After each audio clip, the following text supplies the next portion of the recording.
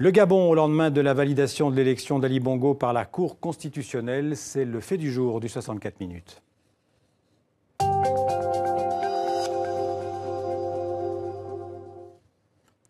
La Cour constitutionnelle gabonaise a donc validé la réélection contestée du président Ali Bongo. Le résultat étonnant d'Ali Bongo dans son fief familial, où il avait recueilli plus de 95% des voix, n'a pas suffi à la Cour pour invalider ce résultat. Au final, donc, Ali Bongo a été déclaré vainqueur avec 50,66% des voix contre 47,24% pour Jean Ping. Sophie Goldstein. La décision était très attendue, près d'un mois après la présidentielle contestée au Gabon. La Cour constitutionnelle a rendu son arbitrage dans la nuit. Sans surprise, elle valide la victoire du président sortant Ali Bongo. Est proclamé élu Ali Bongo Ondimba. 50,6% pour Ali Bongo contre 47,2% pour Jean Ping. Taux de participation 57,3%. Avec une avance de 11 000 voix pour Ali Bongo selon la Cour, contre 6 000 jusqu'ici d'après les résultats officiels provisoires. À noter que la présidente de la Cour constitutionnelle est par ailleurs la belle-mère d'Ali Bongo. Le président officiellement réélu appelle au dialogue politique. J'appelle donc tous les responsables politiques, y compris les candidats malheureux de la présidentielle du 27 août dernier, à travailler avec moi, dans le respect de nos différences, certes, mais animés de la volonté de situer l'intérêt supérieur de la nation au-dessus de nos intérêts particuliers et partisans. Pour sa part, Jean Ping, qui n'a pas obtenu gain de cause sur le recomptage des voix dans le Haut-Ogooué, fief familial de la famille Bongo, il s'affichait souriant ce samedi à son quartier général. Accepte-t-il la défaite? Ses partisans évoquent une mascarade. On a servi au peuple gabonais une mascarade électorale. Et là, c'est une très grande déception totale. À Libreville, forte présence des forces de l'ordre, les habitants de la capitale ont fait le choix en grande majorité de rester chez eux. Le souvenir des émeutes meurtrières du 30 août y est sans doute pour quelque chose.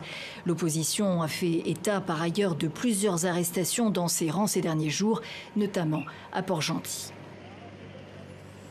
Alors nous avons réussi à joindre Jean Ping en direct de Libreville au Gabon. Alors Jean Ping, vous êtes avec nous au téléphone, bonsoir. Bonsoir. Est-ce que vous acceptez la décision de la Cour constitutionnelle de valider la réélection d'Ali Bongo? Mais comment voulez-vous accepter une décision unique, indénie de justice? Ce n'est pas possible. La tour de Pise qui a toujours penché dans le même sens en direction de la famille Bongo, nous pensions que pour une fois, ils vont essayer d'entrer positivement dans l'histoire. Mais hélas, c'est la même chose. Et donc, nous sommes allés de bonne foi à la demande de la communauté internationale et sous la supervision de la communauté internationale, participer au recomptage. La communauté internationale sait très bien qu'il s'agit d'un délit de justice, que c'est une mascarade. Jean Ping, ce soir, l'Union africaine et l'ambassade des États-Unis au Gabon prennent acte de la victoire d'Ali Bongo. Votre réaction? Mais écoutez, s'ils prennent acte de l'élection d'Ali Bongo, ça veut dire que c'est comme d'habitude. Hein? C'est comme ils font habituellement. Vous vous considérez toujours ce soir comme le président légitime du Gabon? Ce n'est pas un problème de se considérer ou de ne pas se considérer. Il y a les faits. Et les faits sont là. J'ai été élu, tout le monde le sait. Vous le savez, et tout le monde le sait. Donc c'est ça. Ce n'est pas à se considérer. Jean Ping, qu'est-ce que vous allez faire? Qu'est-ce que vous allez faire? Qu'est-ce que vous allez faire dans les prochains jours? Quelle est votre stratégie aujourd'hui pour le Gabon? Nous pensons que la justice finira par triompher tôt ou tard.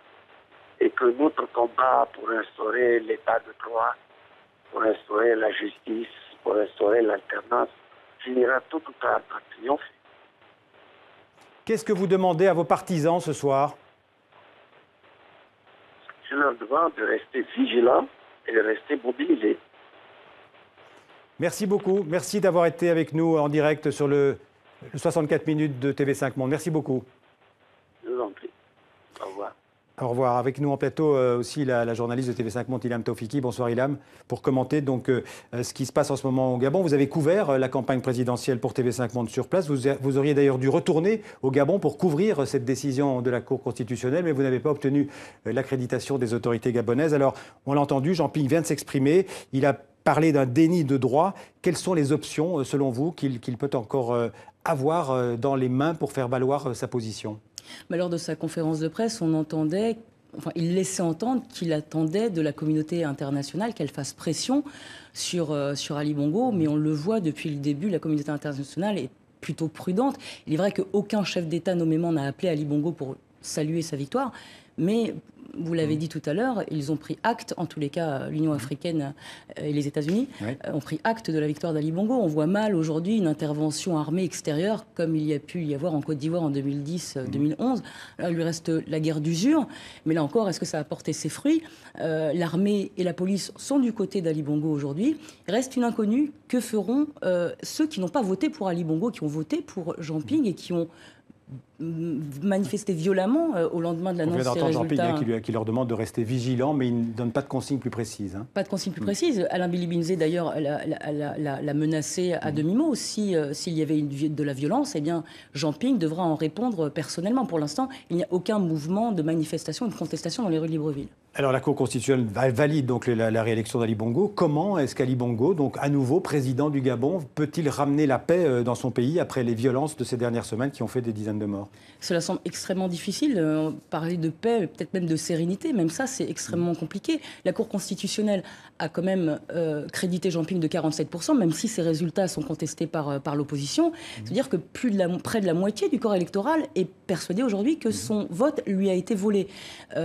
Donc il y a ce ressentiment, et puis il y a cette haine aussi à l'encontre que moi j'ai pu vraiment constater sur place, à l'encontre d'un régime qui a très violemment réprimé la contestation ou les velléités de contestation après l'annonce des résultats du 31 août. Je voudrais revenir sur ce qui s'est passé au QG de Jean-Ping cette nuit du mercredi 31 août, où le QG du candidat de l'opposition a été pris d'assaut par des hommes armés.